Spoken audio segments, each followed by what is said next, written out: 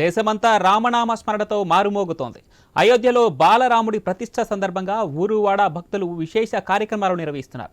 ఒంగోలులో విశ్వ Hindu Parishad friends club ఆధ్వర్యంలో భక్తులు నగరంలో శోభాయాత్ర నిర్వహించారు. ఈ ర్యాలీలో పెద్ద ఎత్తున భక్తులు పాల్గొన్నారు. ఒంగోలులో జరుగుతున్న శోభాయాత్రపై మరింత సమాచారాన్ని మా ప్రతినిధి సుధాకర్ అందిస్తారు. రాముని విగ్రహ ప్రతిష్ట కార్యక్రమంతో భక్తజనం పలికిస్తుంది. ప్రస్తుతం మనం ఒంగోలులోనే ఇక్కడ గాంధీ రోడ్ లో ఉన్నాము. పెద్ద ఎత్తున విశ్వ హిందూ పరిషత్ ఆధ్వర్యంలో పెద్ద ఎత్తున రామునికి సంబంధించి హరే రామ నామస్మరణతో మారుమోగుతుంది. ప్రస్తుతం ఇక్కడ వివిధ రూపాలతో ఏదైతే రాముని రూపాలతో పాటు చిన్నపిల్లలకు చిన్ని కృష్ణుని వేసడంతో ఇక్కడ భక్తులు తమ ఆనందం వ్యక్తం చేస్తున్నారు. దీంతో పాటు ఏదైతే క్రతువు సంబంధించి రేపు పూర్తిగా అయోధ్య పూర్తిగా అంగరంగ వైభవంగా నేపథ్యంగా ప్రస్తుతం కొంతమంది భక్తులు ఉన్నారు. వారితో మాట్లాడడం ప్రధానంగా చెప్పండి, రేపు ఎలా చూస్తున్నారు అయోధ్య రాముని విగ్రహ ప్రతిష్ఠ సంబంధించి?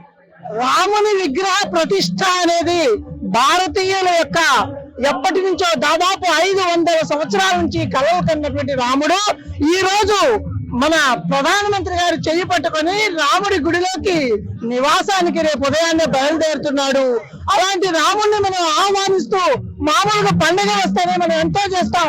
అలాంటి భారతదేశం మొత్తానికి ఆరాధ్య దైవమైనటువంటి రామచంద్రమూర్తి ఈ రోజు ఆయన జన్మస్థానమైనటువంటి అయోధ్యలో రేపు ఉదయం 12:31 అభిజిత్ లగ్నములో మామూలుగా పుష్యమాసంలో ఏ కార్యక్రమాలు చెయ్యరు కాబట్టి ఎలా చేస్తారు అని అనేవాళ్ళు వీళ్ళందరికీ కూడా చెప్పే విధంగా ఈ రోజు రేపు రాముడు తన కాళ్ళతో తాను స్వయంగా నడిచి మన మనసుల్లో నుంచి ఆ రామ ఆలయంలోకి ప్రతిష్ఠించబడుతున్నాడు.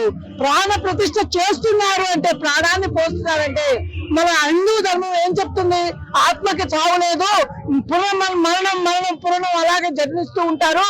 అలాంటి జన్మ అంటే రాముడు ఎప్పుడు పుట్టాడో ఎలా పుట్టాడో అయినా కూడా మర్యాద పురుషోత్తముడైనటువంటి రాముడు భారతీయ హిందూ ధర్మంలో దార్శనికతలో ఒక వ్యక్తి యొక్క వ్యక్తిత్వం ఎలా ఉండాలి, గుణాలు 16 గుణాలు మనిషిలో ఉంటాయి. అలాంటి 16 గుణాలు కలిగినటువంటి వ్యక్తి సకల గుణాది రాముడైనటువంటి మర్యాద పురుషోత్తముడైన శ్రీరామచంద్రుడు. అలాంటి శ్రీరామచంద్రుడి యొక్క జన్మస్థలంలో ఆయన యొక్క విగ్రహాన్ని బాలరాముడి యొక్క విగ్రహాన్ని మనం ప్రతిష్ఠించుకుంటున్నామంటే అది మనం ఈరోజు చూస్తున్నామంటే మన జన్మ ఎంత అత్యున్నతమైందో మనమే చెప్పుకోవాల్సి ఉంటుంది. భారతదేశంలో పుట్టడమే గొప్ప. ఆది గురువుగా పిలువబడేటువంటి విశ్వ జగజ్జేతకు ఆది గురువుగా పిలువబడే భరతమాత యొక్క కోరిక చిరకాల వాంఛ తన పుత్రుడైనటువంటి మర్యాద పురుషోత్తముడిని రేపు ఉదయం సగర్వంగా ఆహ్వానిస్తూ తన హృదయంలో మందిరంలో నెలకొల్పుకోబోతుంది. అలాంటి దానికి జై శ్రీరామచంద్ర. కొంతమంది చాలా మంది ఇప్పటికే అయోధ్య చేస్తున్నారు. ఈ నేపథ్యంలో ప్రత్యేకంగా పెద్ద ఎత్తున ర్యాలీ నిర్వహిస్తున్నారు. ఎలా చూస్తున్నారు? మనం ప్రస్తుతం 5000 ఏళ్ల నాటి ఏర్పడిన కలియుగంలో ఉన్నాం. త్రేతాయుగంలో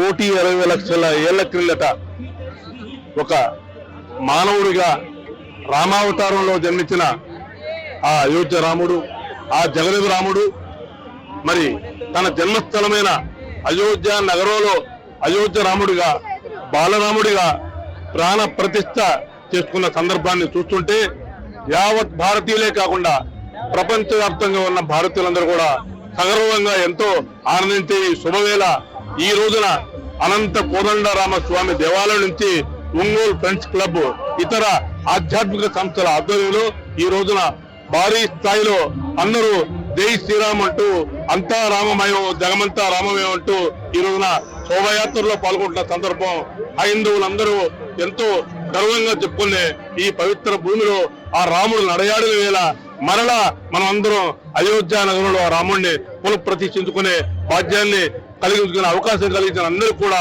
మేమందరం హృదయపూర్వకంగా ధన్యవాదాలు తెలుపుకుంటున్నాం.